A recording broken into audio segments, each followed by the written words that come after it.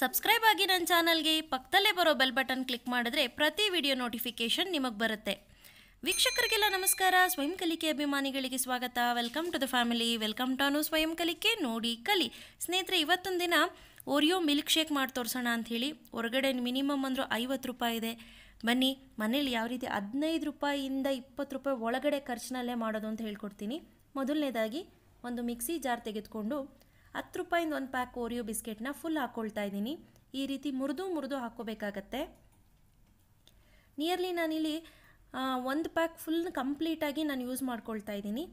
ಆನಂತರ ಒಂದು 1/4 ಲೀಟ್ರು ಹಾಲನ್ನ ಹಾಕ್ಕೊಳ್ತಾ ಇದ್ದೀನಿ. ನೋಡಿ, ನೀವು ಪಾಶ್ಚರೈಸ್ಡ್ ಮಿಲ್ಕ್ ತೆಗೆದುಕೊಳ್ತೀನಿ ಅಂತ ಅಂದರೆ ಹಸಿ ಹಾಲೇ ಹಾಕ್ಕೋಬೋದು.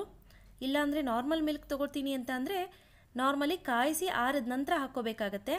ಈಗ ನಿಮ್ಮ ರುಚಿಗೆ ಅನುಸಾರವಾಗಿ ಸಕ್ಕರೆನ ಹಾಕ್ಕೊಳ್ತಾ ಇದ್ದೀನಿ. ಈಗ ಒಂದು 8ರಿಂದ 10 ಐಸ್ ಕ್ಯೂಬ್ನ ಹಾಕ್ಕೊಳ್ಳಿ. ಐಸ್ ಕ್ಯೂಬ್ ಹಾಕೋದ್ರಿಂದ ಒಳ್ಳೆ ಚಿಲ್ಡಾಗಿ ಇರುತ್ತೆ. ಈಗ ಕ್ಲೋಸ್ ಮಾಡಿಬಿಟ್ಟು ಚೆನ್ನಾಗಿ ಇದನ್ನು ಬ್ಲೆಂಡ್ ಮಾಡ್ಕೊಳ್ಳೋಣ. ಸಖತ್ ಅಂದರೆ ಸಖತ್ತಾಗಿರುತ್ತೆ. ನೀವು ನಂಬಲಿಕ್ಕೆ ಆಗೋದಿಲ್ಲ, ಮನೇಲಿ ಮಾಡಿದ್ದ ಇದು ಅಂತ ಅಷ್ಟು ಚೆನ್ನಾಗಿರುತ್ತೆ ಸ್ನೇಹಿತರೆ. ಈಗ ನೋಡಿ ಒಂದು ಸ್ಟಾಪ್ ಮಾಡಿದ್ದೀನಿ. ಈಗ ನಾನಿಲ್ಲಿ ಒಂದು ಸ್ಕೂಪ್ ಫುಲ್ ಕಂಪ್ಲೀಟಾಗಿ ಒಂದು ವೆನಿಲಾ ಐಸ್ ಕ್ರೀಮ್ನ ಹಾಕ್ಕೊಳ್ತಾ ಇದ್ದೀನಿ. ಈ ವೆನಿಲಾ ಐಸ್ ಕ್ರೀಮ್ ಹಾಕೋದ್ರಿಂದ ಸಖತ್ತಾಗಂದರೆ ಸಖತ್ತಾಗಿರುತ್ತೆ. ಈಗ ಮತ್ತೆ ಒಂದು 2ರಿಂದ 3 ನಿಮಿಷಗಳ ಕಾಲ ಚೆನ್ನಾಗಿ ಇದನ್ನು ಮಿಕ್ಸಿಲಿ ಇದು ಮಾಡ್ಕೊಳ್ಳಿ. ಈಗ ನೋಡಿ ಸರ್ವ್ ಮಾಡ್ಕೊಳ್ತಾ ಇದ್ದೀನಿ. ನಿಮಗೆ ಡೆಕೋರೇಷನ್ ಬೇಕು ಅಂತಂದರೆ ಏನು ಚಾಕ್ಲೇಟ್ ಸಿರಪ್ಪಲ್ಲಿ ಡೆಕೋರೇಷನ್ ಮಾಡಿ ಕೂಡ ಹಾಕ್ಕೋಬೋದು. ಬಟ್ ಈಗ ನೋಡಿ, ನಾನು ಮುಕ್ಕಲ್ಲಿ ಹಾಕ್ಕೊಂಡು ಈಗ ಇದಕ್ಕೆ ಒಂದು 4ರಿಂದ 5 ಐಸ್ ಕ್ಯೂಬ್ಸ್ನ ಹಾಕ್ಕೊಳ್ತಾ ಇದ್ದೀನಿ. ನೋಡ್ತಿದ್ದೀರಾ ಅಲ್ವಾ? ಆನಂತರ ಸ್ನೇಹಿತರೆ, 1 ಸ್ಕೂಪ್ನಷ್ಟು ವೆನಿಲಾ ಐಸ್ ಕ್ರೀಮ್ನ ಹಾಕ್ಕೊಳ್ತಾ ಇದ್ದೀನಿ. ಆದಷ್ಟು ವೆನಿಲಾ ಐಸ್ ಕ್ರೀಮ್ ಹಾಕ್ಕೊಳ್ಳಿ, ತುಂಬ ಚೆನ್ನಾಗಿರುತ್ತೆ ಫ್ಲೇವರು.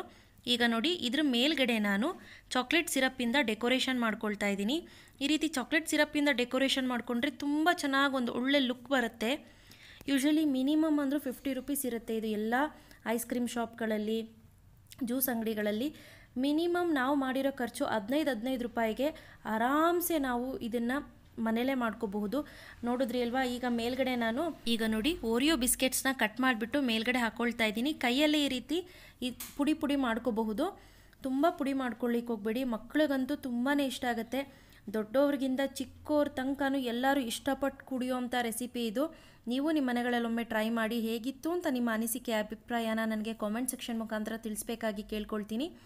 ಇವತ್ತು ನಾನು ಕೊಟ್ಟಂಥ ಮಾಹಿತಿ ಇಷ್ಟ ಆಗಿದ್ರೆ ಲೈಕ್ ಮಾಡಿ, ಶೇರ್ ಮಾಡಿ, ಕಾಮೆಂಟ್ ಮಾಡೋದು ಮರಿಬೇಡಿ. Thank you. Thanks for watching. Bye.